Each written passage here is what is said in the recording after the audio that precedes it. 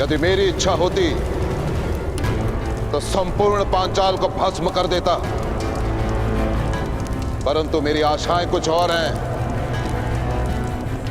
इसलिए यदि जीवित रहना चाहते हो तो पांचाल लौट जाओ, अन्यथा कुरु राज्य के सीमा के भीतर तुम सबके प्राण हस्तिनापुर के सैनिकों के हाथों में होंगे।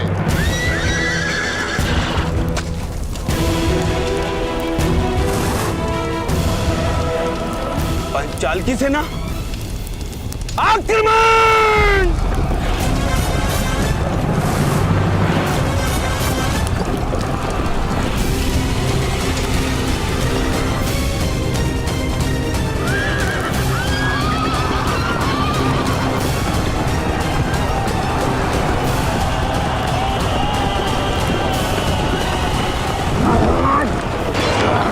ध्यान रहे, कोई भी हस्तिनापुर की सीमा में प्रवेश न करने पाए। वो देखो, भुगतग्राम की तरफ जा रहे हैं। पीछा करो!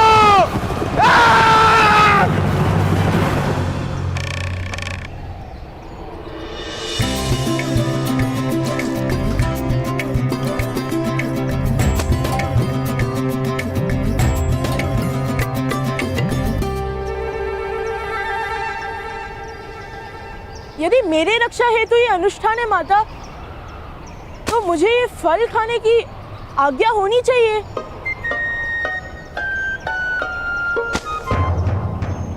जेश भ्राता, जब होम पूर्ण हो जाएगा तो प्रसाद भी मिल जाएगा। धैर्य रखिए।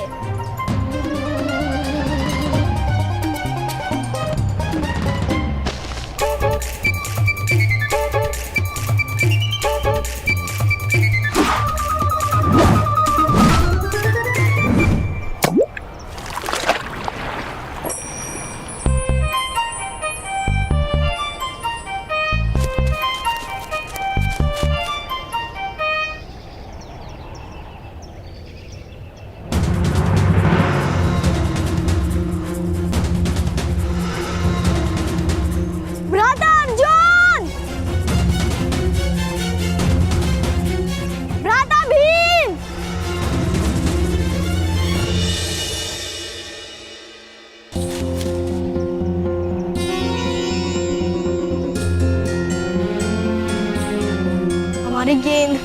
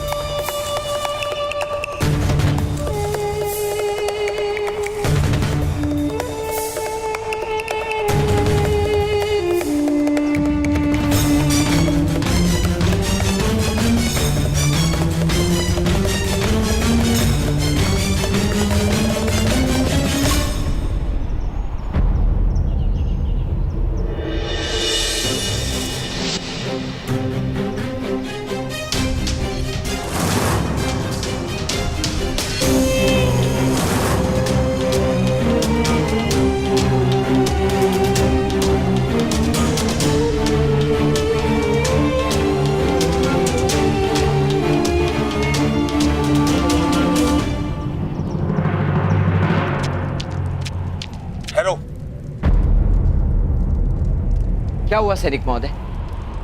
पांचाल के सैनिक कहाँ गए? पांचाल के सैनिक भुगतग्राम के अंदर घुसे हुए हैं, और यही नहीं, पांचाल के सैनिकों ने भुगतग्राम की प्रजा को अपना बंदी बना लिया है। यदि हमने अंदर प्रवेश किया तो उनके प्राण संकट में आ सकते हैं। यदि आप यहीं ठहरे रहेंगे तो उनके प्राणों पर और अधिक संकट आ सकता है। चलिए। परंतु हमें अंदर जाने के आदेश नहीं है, और मैं आदेश की प्रतीक्षा नहीं कर सकता।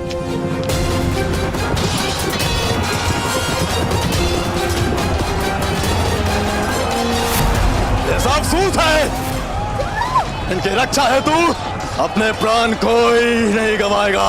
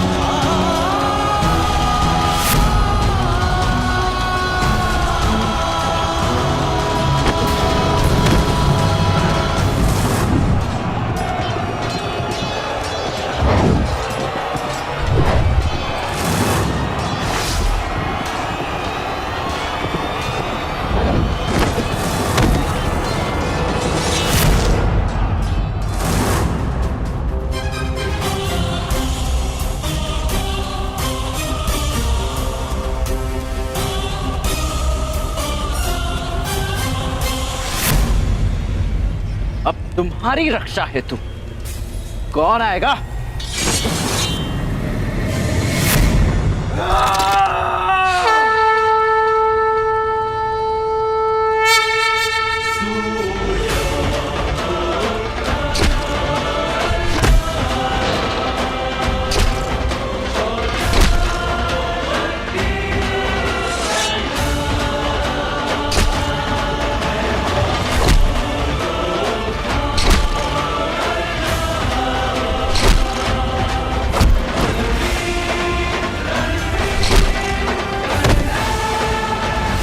रुक जाओ, अन्यथा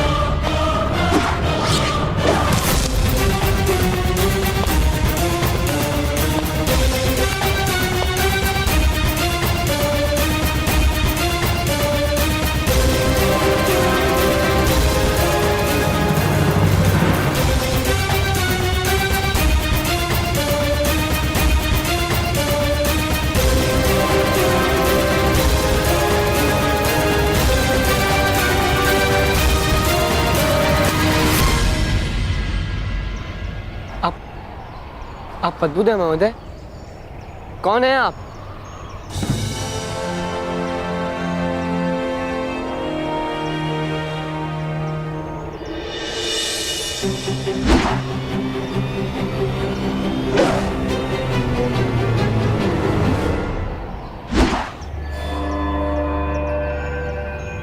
इस प्रश्न का उत्तर तो तुम्हारे पितामह दे सकते हैं राजकुमार। एक मनुष्य का परिचय उसका सामर्थ्य होता है और वही उसका उचित परिचय होता है।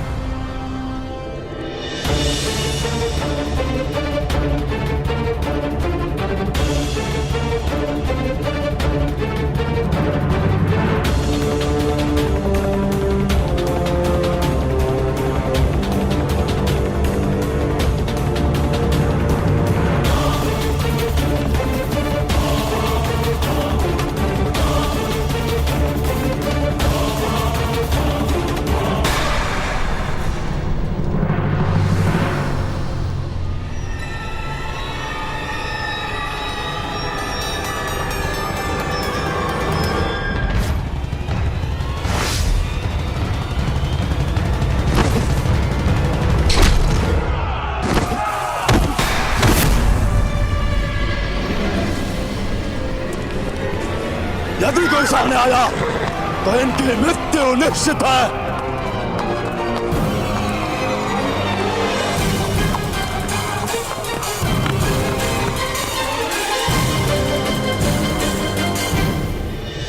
गांधार राज की जय हो। भुगत ग्राम के कुछ प्रजाजनों को बंदी बनाकर पांचाल के सैनिक सीमा पार जा रहे हैं। तो मैं क्या करूं?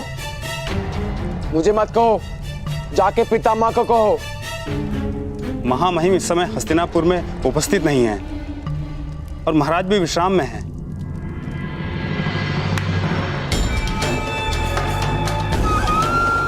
क्या पुत्र, यदि सूतों को बंदी किया है तो उनकी रक्षा हेतु हमारा नया मित्र कर्ण ही वहां गया होगा। वो हमारा मित्र नहीं है मामा श्री। तो अब हो जाएगा मेरे होने वाले सम्राट। जिस अवसर की इतनी प्रतीक्षा हम कर रहे थे वो शीघ्र ही तुम्हें प्राप्त हो गई, और सद्भाग्य से पांडव भी इस समय कुछ अनुष्ठान में लगे हुए हैं। इस अवसर का लाभ उठाओ पुत्र, शीघ्रता करो। और स्मरण रहे, मनुष्य के स्वभाव गुणों में समय सूचकता आवश्यक है।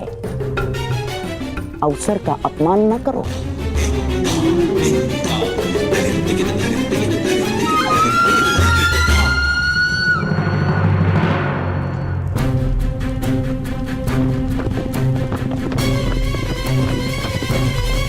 ठहरिए।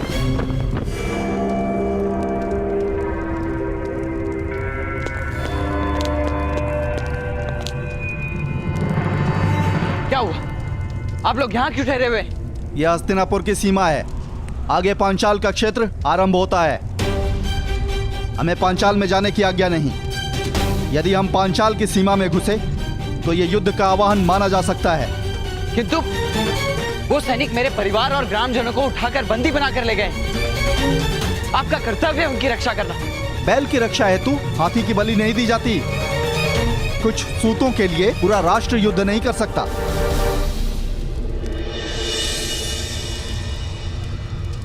ना मैं सैनिक हूं और ना ही राष्ट्र सेवक, और मुझ पर कोई बंधन भी नहीं है। और यदि है तो मैं उसे मान्य नहीं करता। अगर उस पार गए तो अवश्य दंड मिलेगा, पकड़े गए तो पांचाल दंड देगा, और लौट कर आए तो हस्तिनापुर दंड देगा। तो अपने महाराज से कह दीजिए कि राजकुमार दुर्योधन भी दंड के भागी है, क्योंकि अपनी प्रजाजनों की रक्षा का समय हो तो मैं राजनीति का विचार नहीं कर सकता।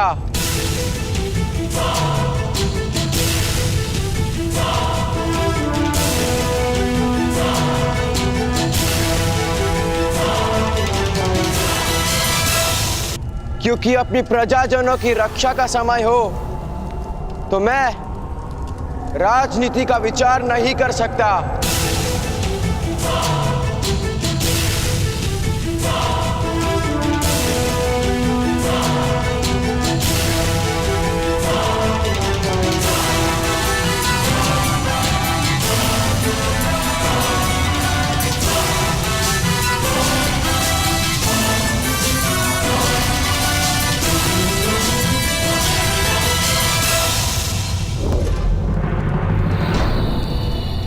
चलो मित्रगण,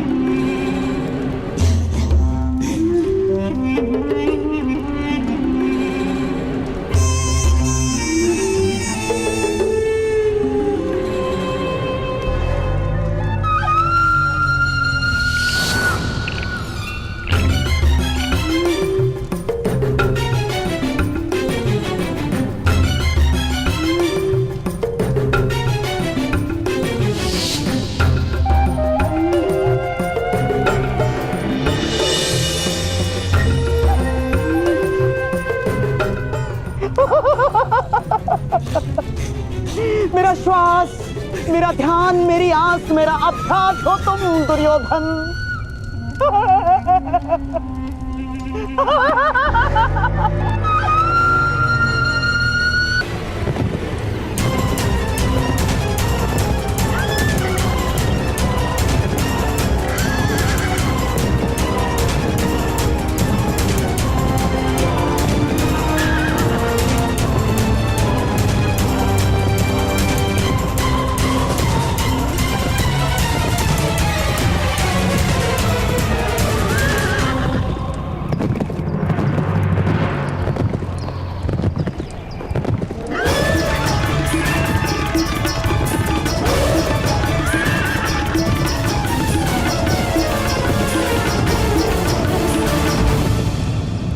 आप कौन है महोदय? किस प्रकार संभव किया आपने? भारद्वाज पुत्र द्रोण के लिए कुछ भी असंभव नहीं।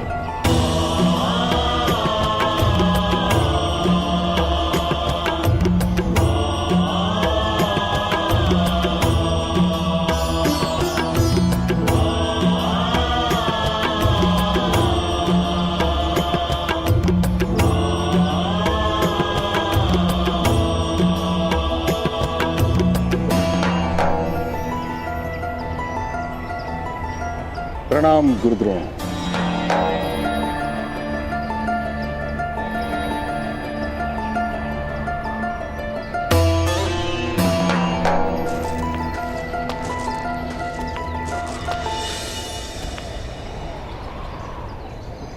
हस्तिनापुर में आप पधारे, ये सद्भाग्य है हमारा। सद्भाग्य और दुर्भाग्य का निर्णय इतनी शीघ्रता से मत लीजिए मां महिम।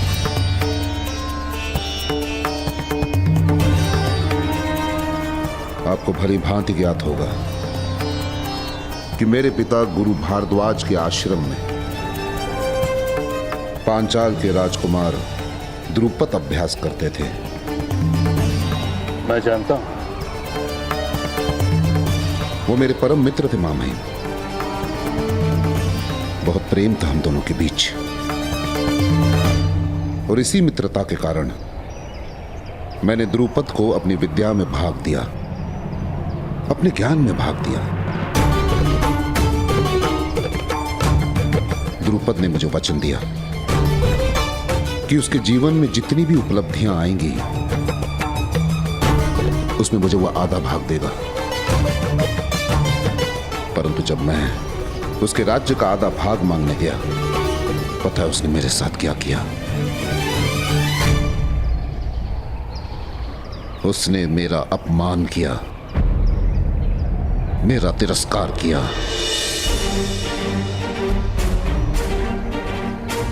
मेरे अधिकार पर स्वार्थ का आरोप लगाया।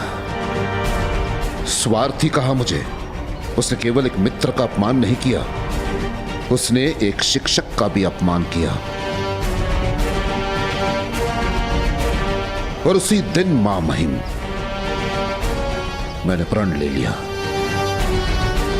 कि एक शिक्षक के अपमान का प्रतिशोध शिष्य लेंगे।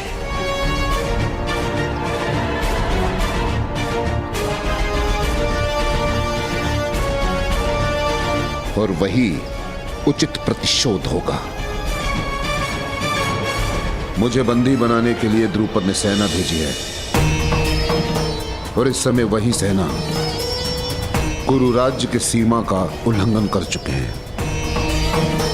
हो सकता है इससे भी अधिक सेना आए। मेरे कहने का अर्थ यह है कि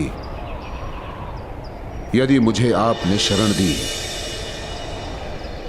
तो वो दुर्भाग्य होगा, और यदि आपने मेरे ज्ञान का लाभ उठाया, मेरी विद्या का लाभ उठाया, वो सद्भाग्य होगा। निर्णय आपको लेना है, वो भी उचित।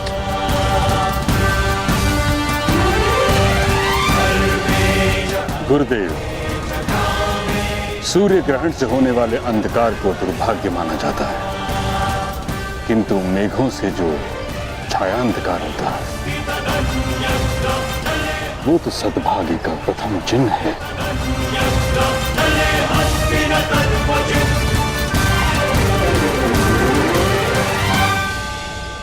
हस्तिनापुर में आपका स्वागत है।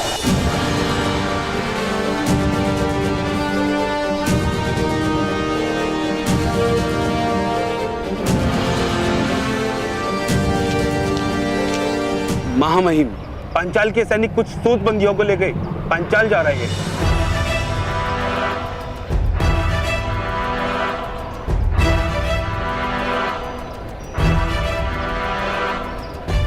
आपके ऊपर आने वाली विपदाओं का भी स्वागत है।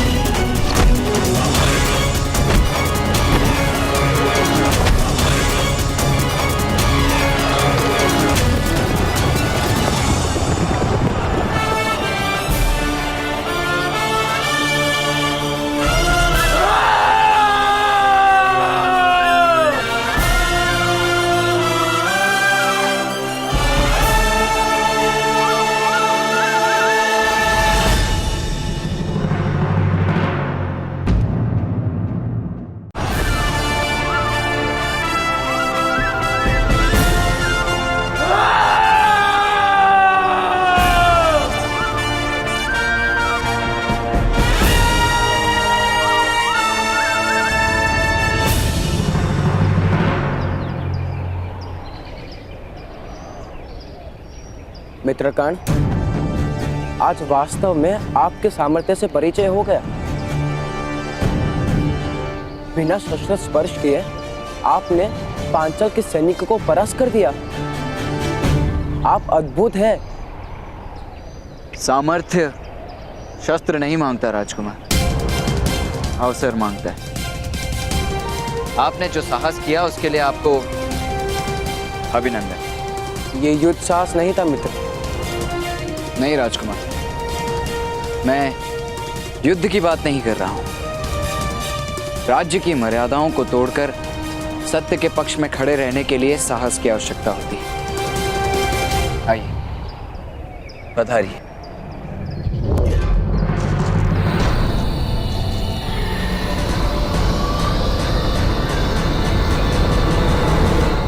मेरा पुत्र अकेला है, किसकी प्रतीक्षा कर रहे हैं आप? जाइए, उसकी रक्षा कीजिए, सहायता कीजिए। सीमा पार करने का आदेश नहीं है हमें। पर ये हमारी क्या सहायता करेंगे? हमें स्वयं आगे बढ़ना होगा। बढ़ो आगे, बढ़ो।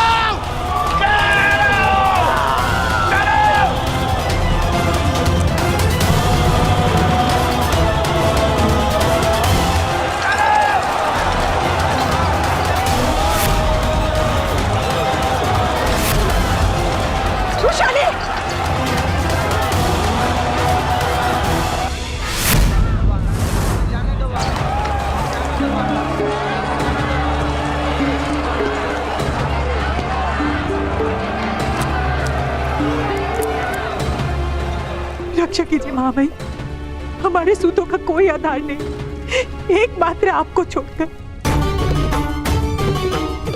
मेरे पुत्र की सहायता कीजिए, बंदी सूतों की सहायता कीजिए। शांत हो जाओ राधा। चेतावनी दिए बिना मैं सीमा का उल्लंघन नहीं कर सकता।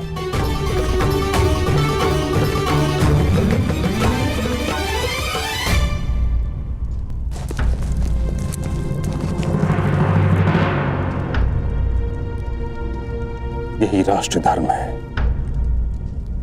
बंदी सूतों को शीघ्र ही मुक्त कराया जाएगा। हस्तिनापुर की प्रजा के रक्षण का उत्तरदायित्व मेरा है।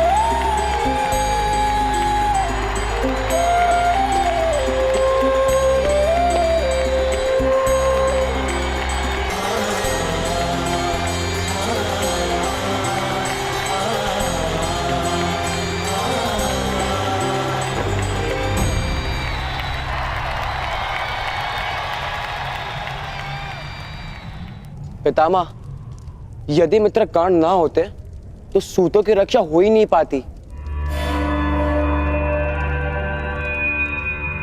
हस्तिनापुर के प्रत्येक जन की रक्षा होती, किंतु आपने बिना चेतावनी के सीमा का उल्लंघन करके राष्ट्र धर्म का अपमान किया है।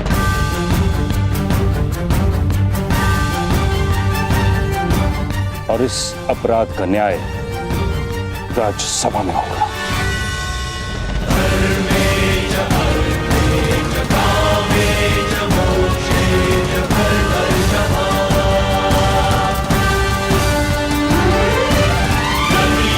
प्रजा के प्राणों पर संकट हो उस समय राष्ट्र धर्म का विचार करना अधर्म है। महामहिम भीष्म, मौन रहो।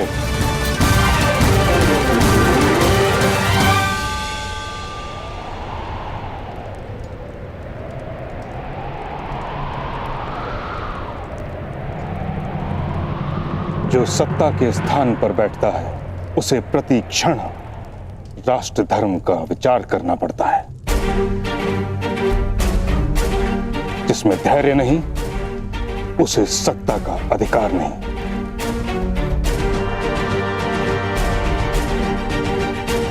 आपके धैर्य का परिणाम यह भी हो सकता था कि इन सूतों की मृत्यु हो जाए। तुम्हारे और राजकुमार दुर्योधन के अविचारी कार्य का परिणाम यह भी तो हो सकता था कि कुरु और पांचाल जैसे दो बड़े राष्ट्रों के बीच युद्ध हो जाता।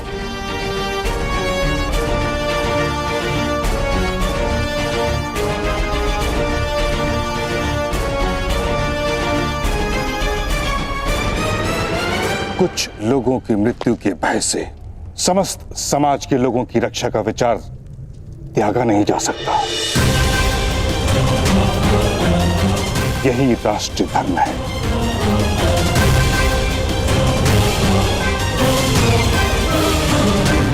और राष्ट्र धर्म बलिदान मांगता है। महामहिम, ऐसा क्यों है कि क्षत्रियों का राष्ट्र धर्म सदैव हम जैसी छोटी जातियों का ही बलिदान लेता है?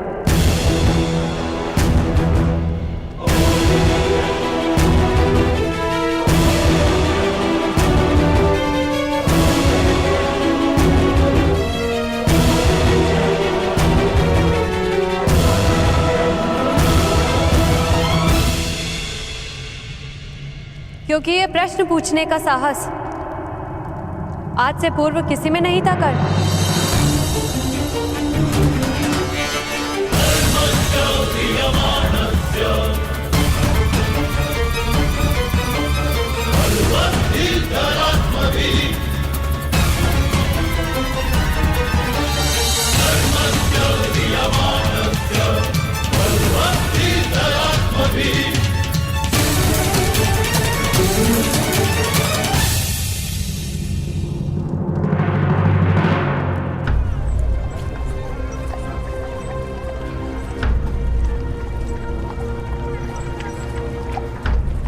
वृषाली उचित कहती, आपसे पूर्व प्रश्न पूछने का साहस किसी में नहीं था और आपसे पश्चात उत्तर जानने का सामर्थ्य भी किसी में नहीं होगा।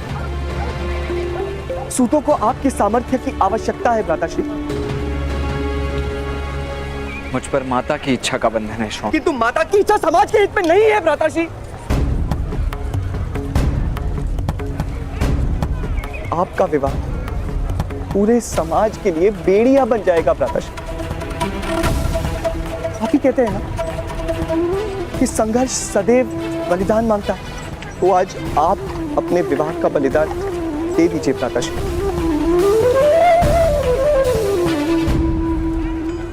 मैं वृषाली का बलिदान नहीं दे सकता शौन। वाग्दान के पश्चात यदि किसी कन्या का विवाह टूट जाए तो ये समाज उसे सम्मान पूर्वक जीने नहीं देता शौन। कन्या का सम्मान मिट्टी के पात्र की भांति होता है। चूल्हे का ताप तो सहन कर लेता है, किंतु ठोकर सहन नहीं कर पाता।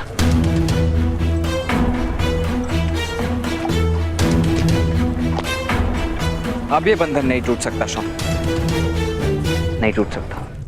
असंभव। तुम मेरे पुत्र से विवाह करने से मना कर रही हो? चली जाओ यहाँ से।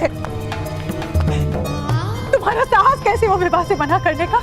कर्ण से श्रेष्ठ तुम्हें समग्र सूत समाज में और कौन मिलेगा? कर्ण अद्वितीय है, दिव्य है वो। मैं जानती हूँ माता,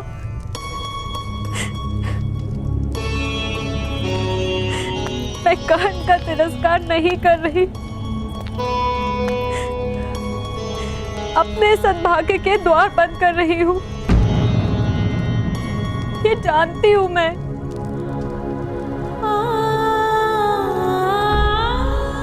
यदि जानती हो तो फिर इस निर्णय का क्या कारण है वृषाली?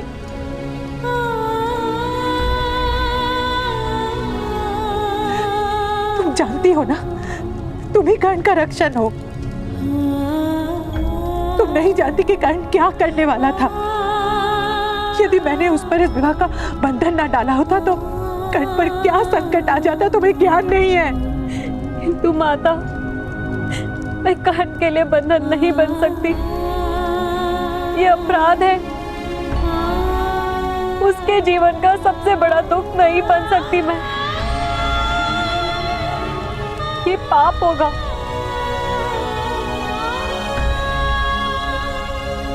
मुझे क्षमा कर दीजिएगा माता।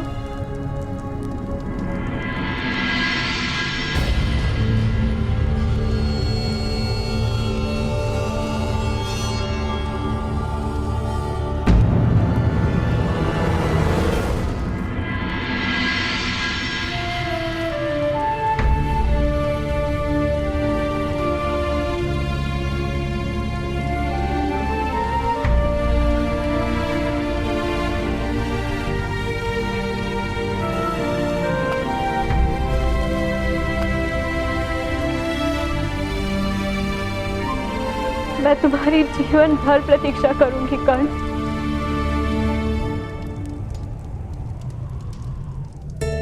जाओ, लक्ष्य भेद करो।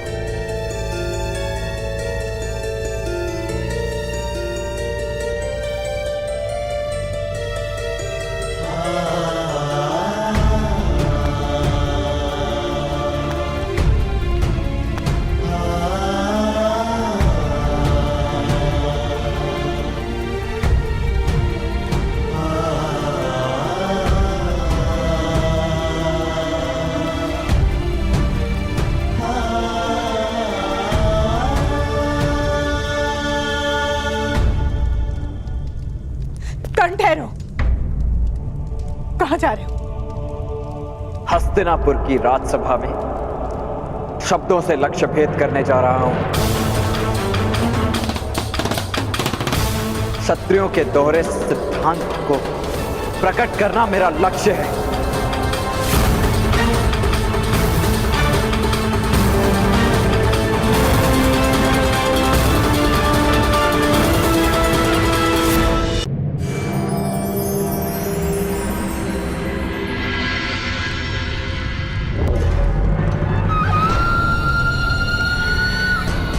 राजकुमार, राज्य को चलाने के लिए नीति और सिद्धांतों का ज्ञान होना आवश्यक है और उनसे परिचित होना राजपुत्रों का कर्तव्य है। किंतु पितामह, सूतों का दुख देखकर मैं विचलित हो गया था।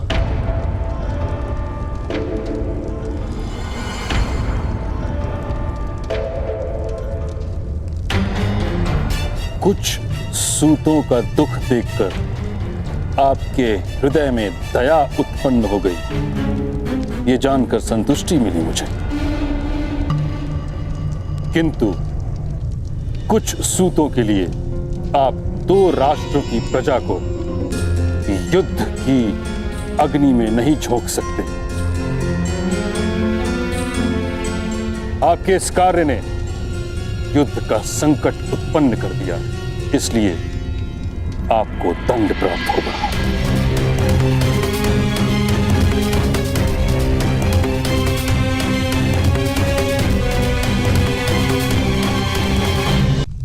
महामहिम,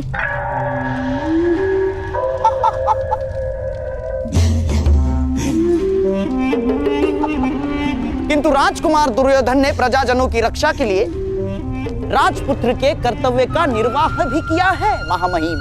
तो इस बात के लिए इनको पुरस्कार दिया जाएगा,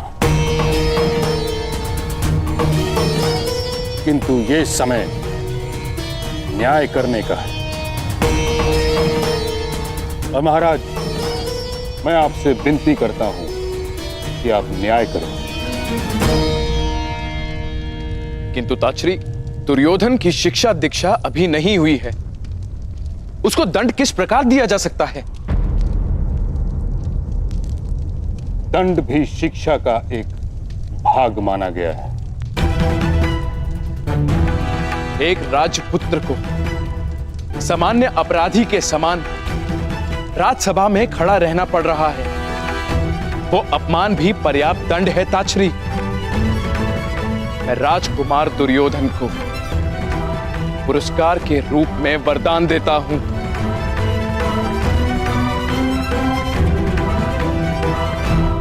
कि वो अपने जीवन काल में मुझसे एक बार जो भी वरदान मांगेंगे मैं उन्हें अवश्य दूंगा।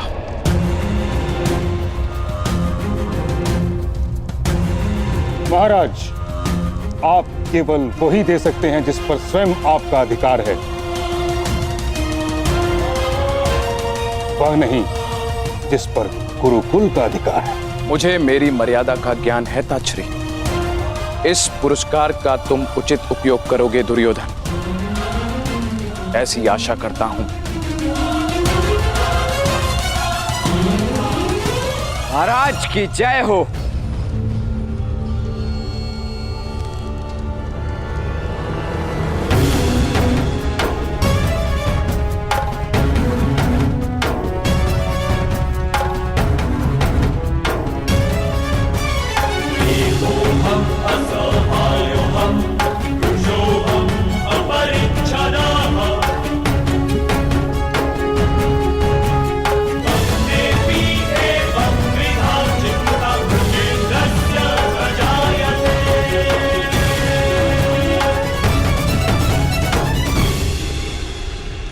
मैं भी अपना पुरस्कार प्राप्त करने आया हूं महाराज। राजकुमार दुर्योधन और मैंने ये कार्य साथ में किया था। यदि वे पुरस्कार के अधिकारी हैं तो स्पष्ट मुझे भी पुरस्कार का अधिकार है। कौन हो तुम?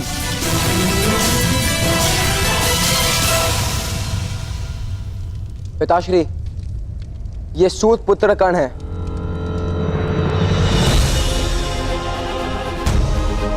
इन्होंने भी सूतों के रक्षा हेतु अपनी शौर्य का प्रदर्शन किया था। इनमें अद्भुत सामर्थ्य है पिताश्री। यदि ऐसा है तो तुम भी पुरस्कार के अधिकारी होकर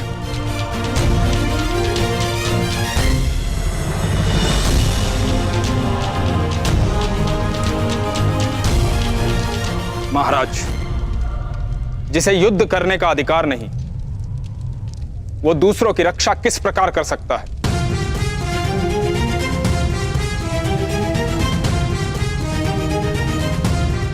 रक्षा करने का अधिकार केवल क्षत्रियों को है।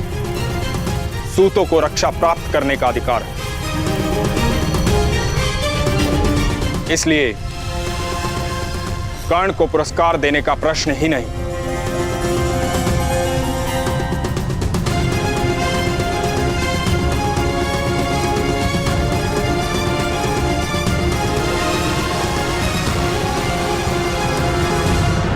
यदि पुरस्कार नहीं तो दंड दीजिए महामंत्री।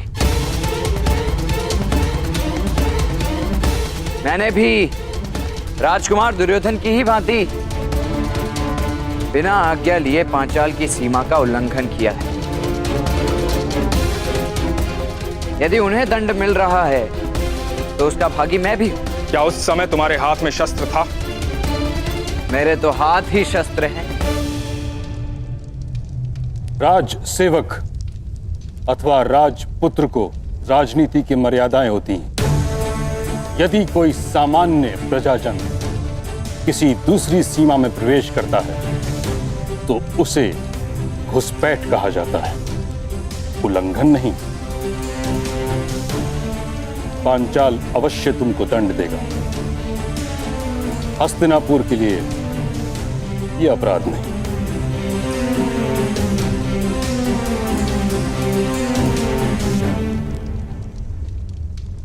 मैं जानता था महामहिम कि इस सभा में ना मुझे पुरस्कार प्राप्त होगा और ना ही दंड।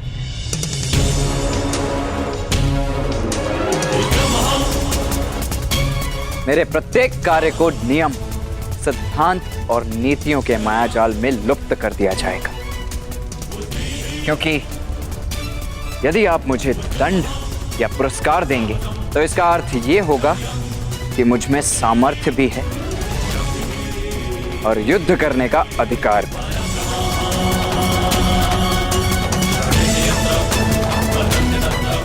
और दोनों ही मेरे अधिकारों की सीमा निश्चित करेंगे। मैं योद्धा बन जाऊंगा और क्षत्रियों की राजनीति ऐसी भयानक भूल कभी नहीं कर सकती। तुम मर्यादाओं का उल्लंघन कर रहे हो। क्षमा कीजिएगा, मर्यादाओं का उल्लंघन वे करते हैं जो मर्यादाओं को मान्य करते हैं। मैं तो आपकी मर्यादाओं को मान्य ही नहीं करता महामहिम। मर्यादाओं का आधार समाज की व्यवस्था पर होता है, तुम्हारी मान्यता पर नहीं। वही व्यवस्था अवश्य भंग होगी शीघ्र ही। वसंत पंचमी के दिन हस्तिनापुर के सर सेनापति और कुरुवंश के श्रेष्ठ योद्धा एक सूत पुत्र के रथ में खड़े नहीं रह पाएंगे।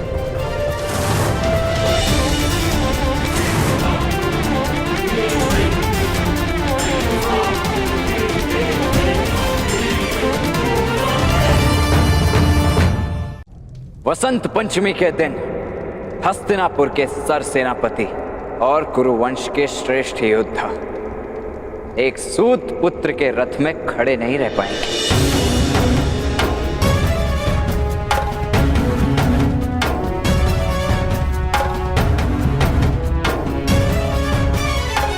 आप तो वचनबद्ध हैं। वसंत पंचमी के दिन मेरे रथ में आपको तो प्रवास करना ही होगा और उस दिन आपकी सत्ता, आपका सम्मान और आपका भय, सब कुछ मेरे रथ से गिरकर भूमि पर पड़ा होगा। ऐसी कोई मूर्खता मत करो कर्ण। यदि तुमने ऐसा कोई दुराचार किया तो तुम्हें अपना संपूर्ण जीवन हस्तिनापुर के कारागार में व्यतीत करना पड़ेगा। मेरा ही नहीं, सारे नीच समाज का जीवन कारावास में ही व्यतीत हो रहा है महाराज। न शिक्षा का अधिकार है ना रक्षा का। ब्राह्मणों और क्षत्रियों के लाभ हेतु हमारा पसीना बहता है, तब तक हम जीते। हम पसीना बहाने से मना कर दें तो हमारा रक्त बहाया जाता है। इससे और अधिक क्या होगा आपके कारावास में? मुझे भय नहीं है, किंतु कभी ना गिरने वाले महामहिम भीष्म मेरे रथ से अवश्य गिरेंगे।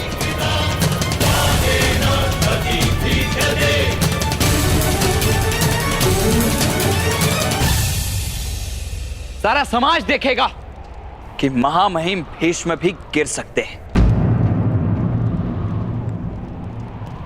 और क्षत्रियों का शासन भी गिर सकता है।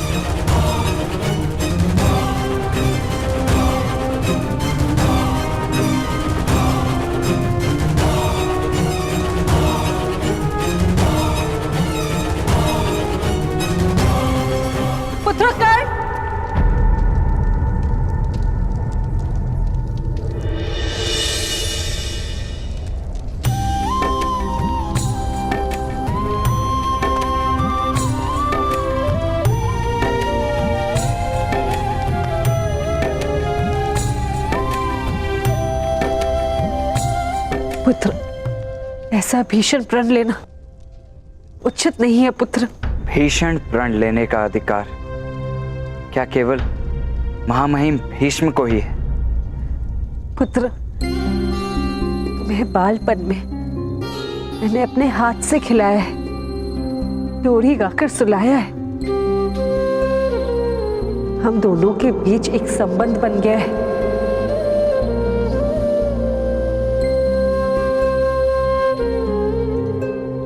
जाने क्यों तुम्हारी ओर एक माता का प्रेम उत्पन्न होता है।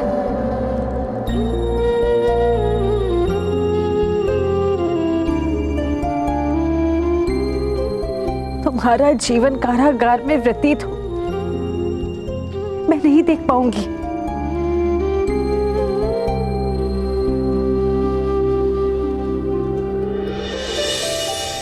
अपने प्रण का त्याग कर दो पुत्र। ऐसे छोटे अहंकार के लिए समग्र जीवन व्यर्थ नहीं किया जाता।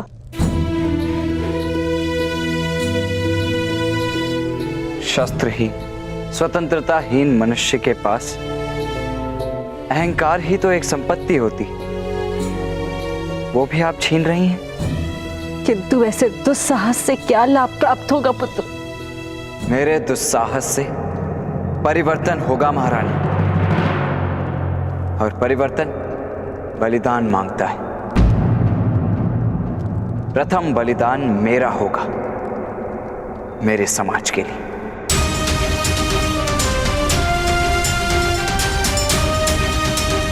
कर्ण, समय परिवर्तन करता है, मनुष्य नहीं। पुत्र, उचित समय की प्रतीक्षा करो। समय नहीं महारानी, साहस परिवर्तन लाता है। मैंने निर्णय कर लिया है बलिदान का। अब कोई शक्ति मुझे नहीं रोक पाएगी।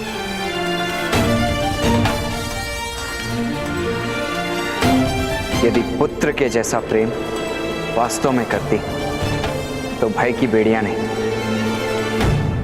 विजय का आशीर्वाद दीजिए।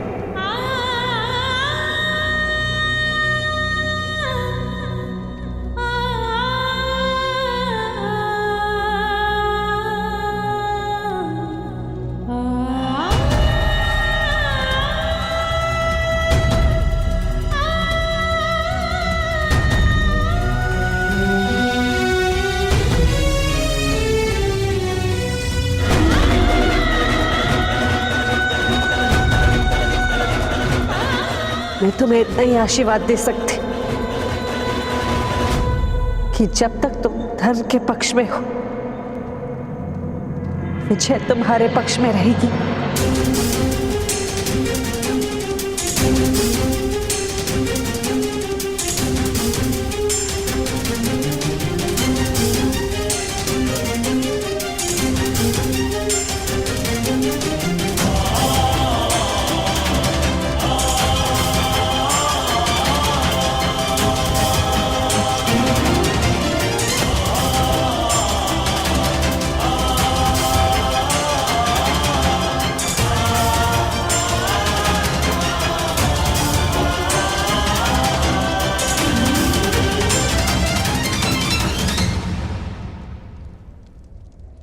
कहानी यदि पितामह की सत्ता गिरा दे तो क्या हानि है? हमारे लिए तो सबसे बड़ी बाधा पितामह ही है ना मामाश्री। दो हानियां हैं पुत्र। एक तो हस्तिनापुर की प्रजा के हृदय से भय चला जाएगा, और बिना भय के शासन कैसे कर पाओगे तुम? हाँ? ना। और दूसरी हानि, नीचा समाज कर्ण की पूजा करने लगेगा, और जिस व्यक्ति की पूजा आरंभ हो जाती है उस व्यक्ति को अंकुश में रखना असंभव हो जाता है पुत्र, असंभव। किसी भी स्थिति में कर्ण बसंत पंचमी के दिन सफल नहीं होगा पुत्र, ना। हमें यह देखना होगा कि कर्ण उस दिन अपने रथ पर भीष्म को बिठाए ही नहीं। किंतु वो किस प्रकार होगा मामाश्री? कर्ण उत्तम मनुष्य है और एक उत्तम मनुष्य अपना बलिदान दे सकता है। अपनों का बलिदान नहीं दे सकता ना। मेरे होने वाले सम्राट, हमें भी कुछ ऐसा ही मार्ग ढूंढना होगा। पुत्र हैं?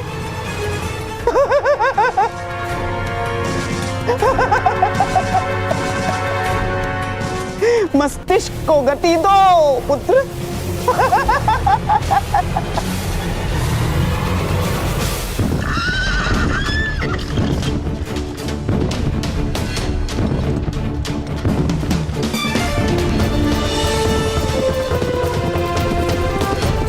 रथाकर्ण और तेज रथाकर्ण और तेज।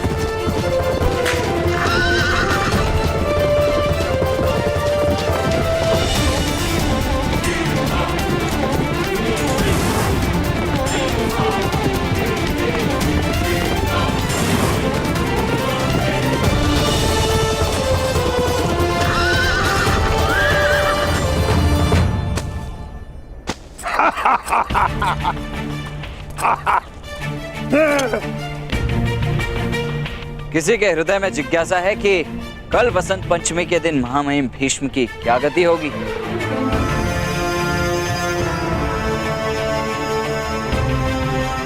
आ जाओ रथ में। जिज्ञासा तो है कर्ण, किंतु साहस नहीं है।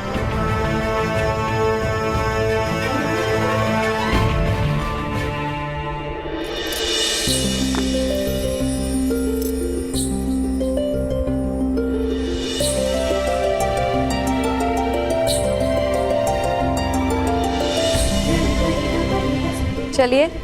वृषाली, तुम इस रथ में नहीं बैठ सकती। तुम्हें यदि कुछ हो गया तो? साहस करो सारथी, दया नहीं।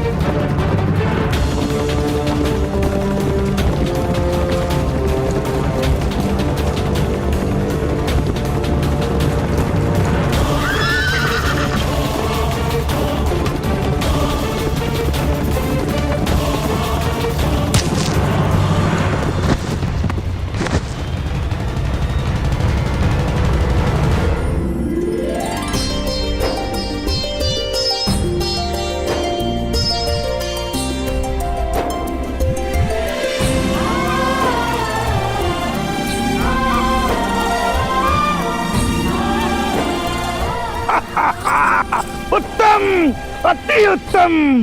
बसंत पंचमी के उत्सव में तुम्हारा लक्ष्य अवश्य सिद्ध होगा।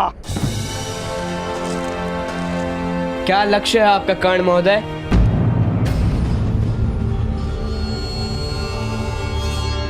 जीवन भर कारागार में रहने का, समग्र हस्तिनापुर को अपना शत्रु बनाने का, या अपने परिवार के स्वप्नों को नष्ट करने का? हमारे लिए तो जीवन ही कारागार है। शत्रुता नियति है और स्वप्न अपराध है। राजकुमार अर्जुन, सारी जातियों में जब तक समानता नहीं होगी, मेरा ये संघर्ष रुकेगा नहीं। और वसंत पंचमी तो केवल आरंभ है।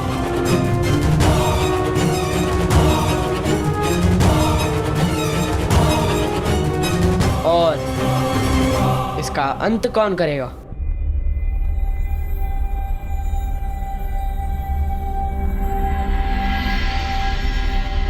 अंत भी भ्राताश्री ही करेंगे। राजकुमार अर्जुन, शायद आप मेरे भ्राताश्री के सामर्थ्य से परिचित नहीं, और आपको शायद कारागार के मर्यादा का परिचय नहीं है। भेड़ियों में बंधा सामर्थ्य किस काम का? बलिदान सदा ही लाभ देता है राजकुमार अर्जुन।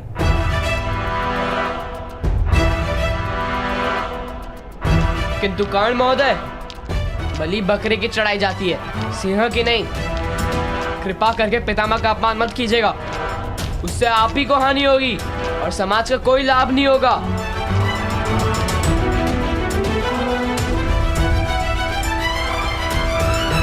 आपकी सद्भावना मेरे प्रति है या आपके पितामह का अपमान ना हो वो आशय, ये मैं नहीं जानता, किंतु आभार, परंतु मेरा निर्णय अटल है।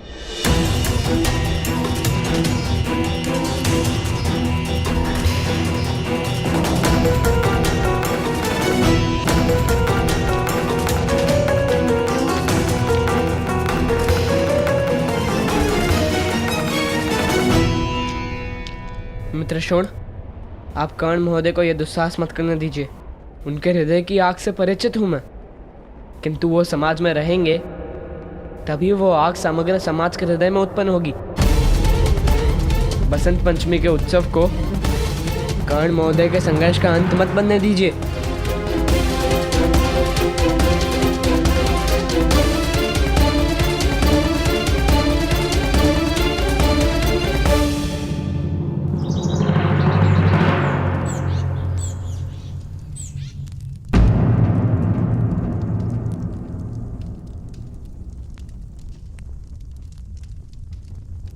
आशीर्वाद दीजिए माता, आज वसंत पंचमी में मैं विजयी रहूं। यदि तुम मुझे दंड दे रहे हो तो मैं इस दंड की अधिकारी हूं। नहीं माता, स्वप्न में भी मैं आपको दंड नहीं दे सकता। माता के चरणों की धूल तो पुत्र के लिए सद्भाग्य है। किंतु ये कार्य करके तुम स्वयं को क्यों दंड दे रहे हो पुत्र? क्या तुम्हें क्रोध है किसी पे? नहीं माता, यदि किसी पर क्रोध है तो वो केवल अपनी परिस्थिति पर है, अपनी निर्बलता पर है। शस्त्र का मोह, अपने लिए सम्मान का मोह भी नहीं। मुझे स्वतंत्रता का मोह है, अपने सूत समाज के लिए, सारी नीची जातियों के लिए।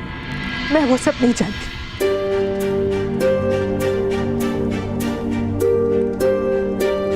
मैं बस तुम्हें सुखी देखना चाहती हूँ पुत्र,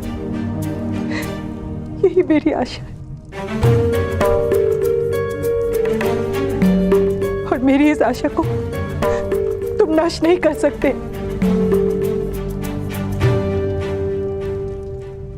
ये मेरा आदेश है। क्षमा करना माता, तुम्हारा आदेश मानने की इच्छा तो है, किंतु आदेश देने के लिए तुम स्वतंत्र भी तो नहीं। पिता ने आदेश दिया था गृह त्याग का, किंतु महारानी ने उस आदेश को निषिद्ध कर दिया। हम यदि अपनी संतानों को आदेश देने के लिए भी स्वतंत्र नहीं तो उसे जीवन किस प्रकार कहा जा सकता है? इसलिए आपसे विनती कि आप मुझे मत रोकिए माता। आपके पास शोण है, वो जीवन के अंतिम श्वास तक आपकी सेवा करता रहेगा। 2 पुत्रों में से एक का दान कर दीजिए अपने समाज के लिए।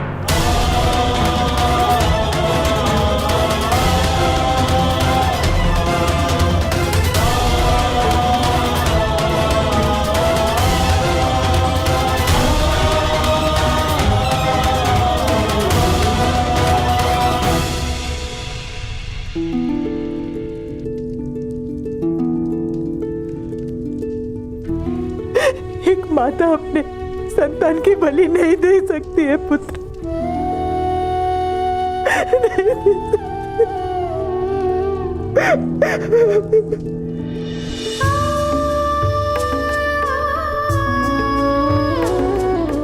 किंतु संतान पर प्रथम और अंतिम अधिकार केवल माता का ही होता है।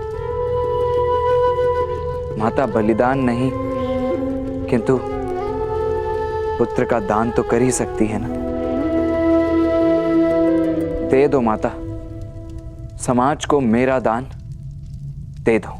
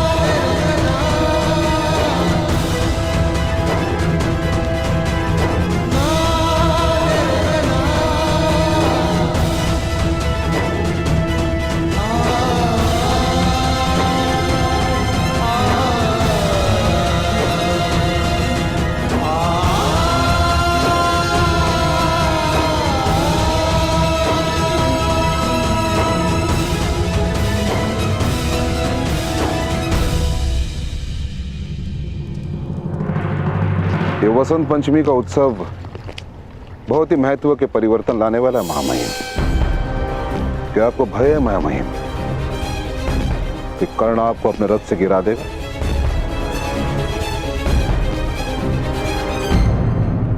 यदि मेरी इच्छा हुई तो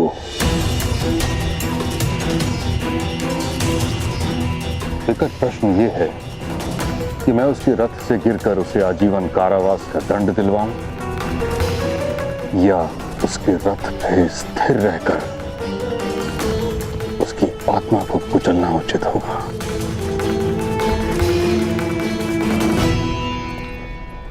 प्रणाम गुरुजी।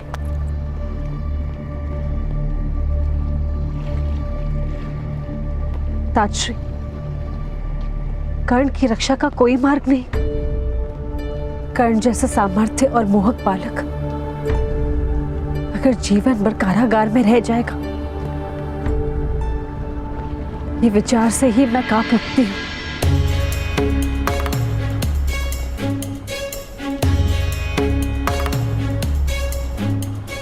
यथार्थ कह रही हो तुम,